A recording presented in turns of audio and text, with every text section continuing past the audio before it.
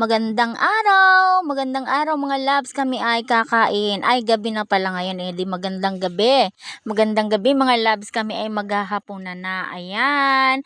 At yung aming mga pagkain ay nandiyan na sa lamesa. Yan ay ulam namin kaninang umaga, may tuyo dyan. Tapos kaninang tanghali, ang ulam namin mga loves ay nilaga. Pagkatapos yung itlog na yan, kaninang umaga din yan, tira namin. Pagkatapos, ang ulam namin talaga ngayong hapunan ay yung inadobo ng aking partner. O ayan. Pagkatapos ayan, may sausawan ako dyan na patis at kalamansi na may sili. Ayan mga loves. At yung gulay na yan, galing yan kay nanay kaninang tanghali. Hindi agad na idala dito kaninang tanghali kasi sobrang laki ng tubig dagat. High tide mga loves kanina. Kaya nung pumunta ako sa bahay para mag-charge ng cellphone, ay ayan, binigay niya yan sa akin. Pagkatapos, yung saging, yung maruya dyan mga loves, kung nakita ninyo, kung napansin ninyo, at saka yung pichi-pichi, yan ay galing kay nanay mga loves. Kasi binili daw niya kahapon. Pagkatapos, yun nga, sinasabihan ko nga na, aba, ay yung iba'y nagugutom pagkatapos tayo ay laging ang daming pagkain. Dinala niya yan nga kanina pag bahog niya ng baboy kasi sabi niya nalimutan daw niya, binili daw niya yung pichi-pichi at saka yung maruya kahapon ng hapon. Tapos nilagay naman niya sa ref. Siyempre hindi na niya yun kakainin dahil nga mayroon na namang nagtinda kanina, kaya sabi niya dadalhin daw niya dito sa amin. Ayan nga't dinala, kaya yan ay nakahain dyan mga loves.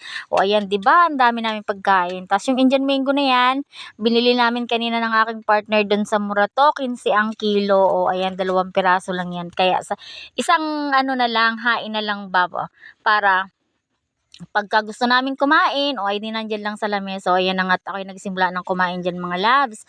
O kaninang tanghali, konti lang yung kinain ko kasi ay pagod ba ako mga loves. Ang dami kasing gawa. Pag ganitong araw ng linggo ay talagang laban na laban ang inyong lola. O ayan, ang adobo na sinasabi ko sa inyo. Yan yung niluto ng aking partner na talagang ulam namin ngayon para sa hapunan.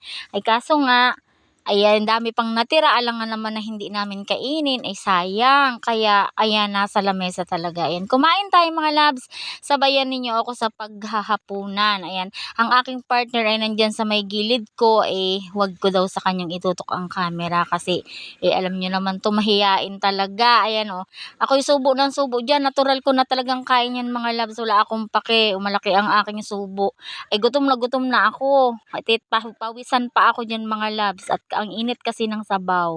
O ayan, ang sarap ng pagkaluto ng nilaga ng aking partner kasi malambot na talaga yung karne. O ayan mga loves. At talagang ang gana ko kapag may sabaw ang ulam ay panalong panalo yan sa akin mga loves. Talagang ang dami kong nakakain.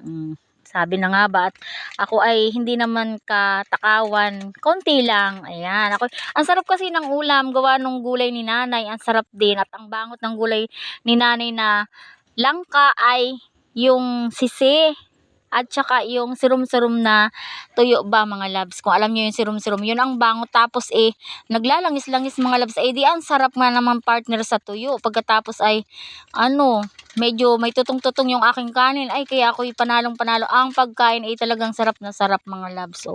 Siyempre naman daming ulam. Ayan mga loves, at pinagtatalunan namin dyan kung ang gulay ba talaga ni nanay ay langka o dalong yan. Alam nyo ba mga loves yung dalong yan? Parang mukhang langka din siya.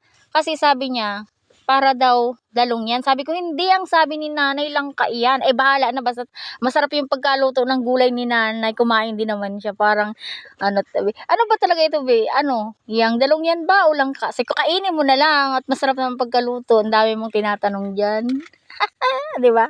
Ayan, at ako'y tingnan nyo yung kaninang punong pinggan ng kanin. Ayan mga loves, kakaunti na. Diyos ko, sabi ko sa inyo, hindi ako ganun kalakas kumain. Pero ubos mga loves, hindi ganun kalakas. Ayan nga ang sabi ko sa inyo, at yung tira na yan na tuyo ay kaninang umaga. Inabot pa ng hapunan, hanggang bukas pa ulit yan ng umagahan mga loves. Ay kasi nga, dadalawa lang naman talaga kaming